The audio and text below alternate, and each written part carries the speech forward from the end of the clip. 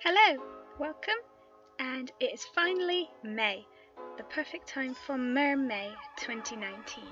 I'm really excited to do this as every time I do a monthly challenge, I end up really pushing my ideas and how to create something I would not normally think about, or two mediums or themes I would not usually put together. For example, I don't usually draw mermaids all that much.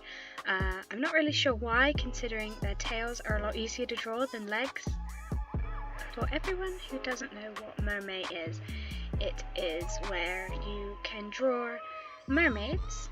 That's pretty much the main theme for the whole of May. So you do one drawing a day is usually the most common thing people do. Some people set up lists with different themes, like this month is Pearl. Not this month, this week.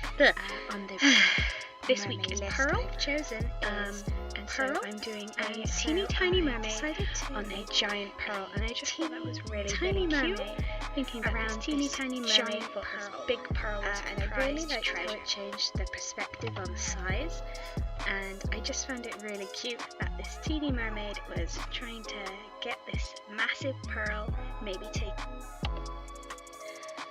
The second day of Mermaid was Witch, and I was really excited for this because I love drawing witches. I love the design and the concept, if my last video didn't hint that. And whenever I think of a sea witch or a mermaid witch, I instantly think of Earth Mermaid. She is one of my favourite Disney characters, and I really love her colour scheme, so I tried getting it to her as similar as possible, but I wanted to give it a little brighter, make it, more, not as dark, because despite the fact that she is a witch, I wanted to give her more of a purple eel type of effect. And when it came to designing the area around her and the lighting, I thought it'd be really cool to see her casting a spell underwater, and I found that that's given a really good and interesting way for me to portray light and shadow with various textures, and I felt this really pushed how I draw using a water theme. Day 3 was Bubbles, and simply enough, the second it said Bubbles, I was instantly reminded of Finding Nemo and the yellow fish that adored Bubbles. And so that's pretty much just where this has come from. So I've just created a little mermaid, and she's trying to push all the bubbles into this giant chest, yelling at everyone, saying that they are hers and no one else's. I just thought it was very cute. And I also made her yellow as an homage to the yellow fish from Finding Nemo.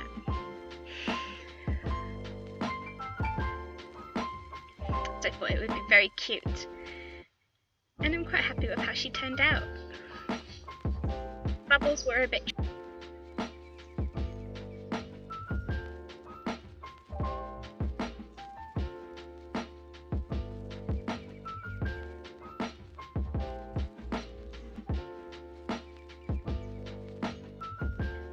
So day 4 was plants, and I wasn't really sure what to do for this, but I did like the idea of a mermaid tending to plants, but all I could really think of was seaweed, so I thought, why not make it more cosmetic and have a plant mermaid. So her tail is this massive bush with loads of flowers on it, and her hair is also quite bushy to match her tail. That has a beautiful flower growing out of it as well. So she's kind of half mermaid, half plant. And I've always found that as an interesting hybrid. And I wanted to give her a very, kind of like a Greeky type, not Greeky, that sounds weird. Kind of like, I don't know how to describe it. I wanted her clothes not to take too much away from the actual tail and plants. I wanted her to give a very natural look, I guess could be a way of saying it.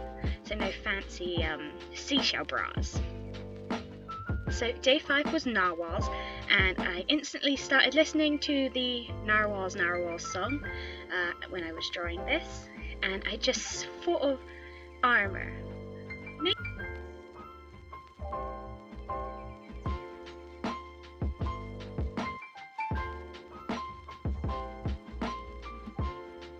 because they look so much like swords, I really wanted to give her a rapier sword and have her kind of going to battle with the narwhals of her mermaid clan.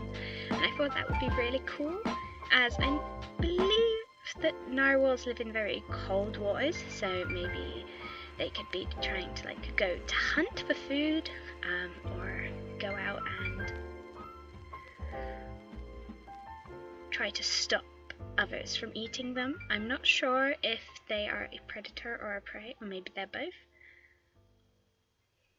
But I really like how it turned out overall, and I really like how the armor went.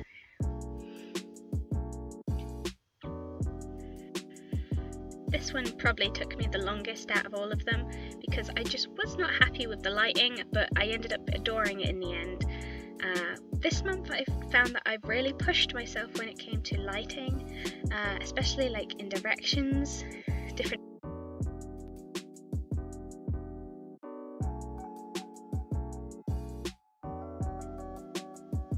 Day 6 was horror, and I wasn't really sure what to do. I had kind of a tough time deciding, but then I tried thinking from a mermaid's perspective and what would be the most terrifying thing for a mermaid.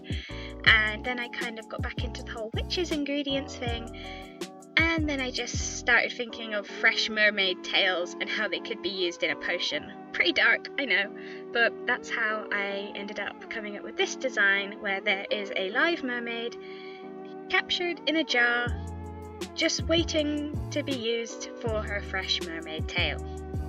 I know, it's dark, it's creepy, but I kind of love it. I also feel really bad for the mermaid, but also, you know, being trapped in a small jar would be horrifying for anyone. You don't know what's going to happen.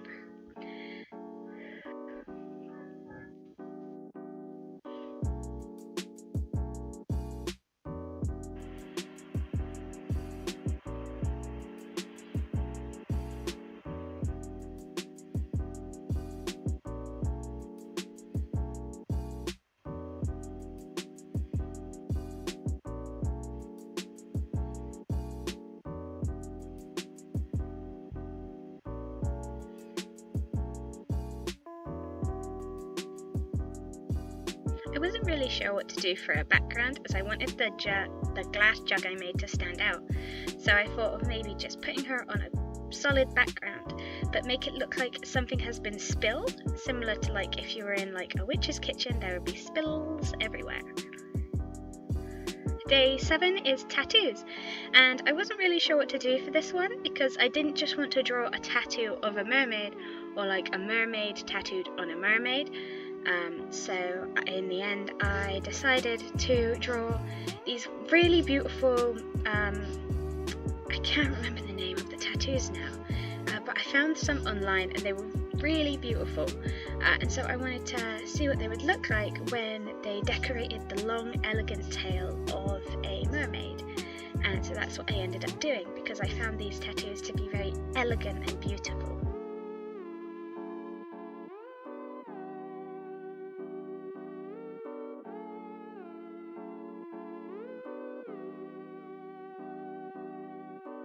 I also found out that tattoos, they have, well, obviously tattoos, their ink is kind of sewn into your skin, and that's kind of what puts me off about getting tattoos.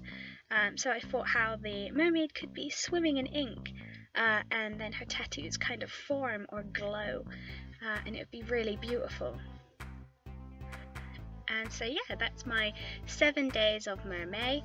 I'm hoping to do a video a week of these. I'm not sure if I'll be able to, but these are the final outcomes of all my drawings. I hope you enjoyed, and if you are doing Mermay as well, I'd love to see them. You can see my other work on my Instagram and my Twitter at Carlystration. Bye bye!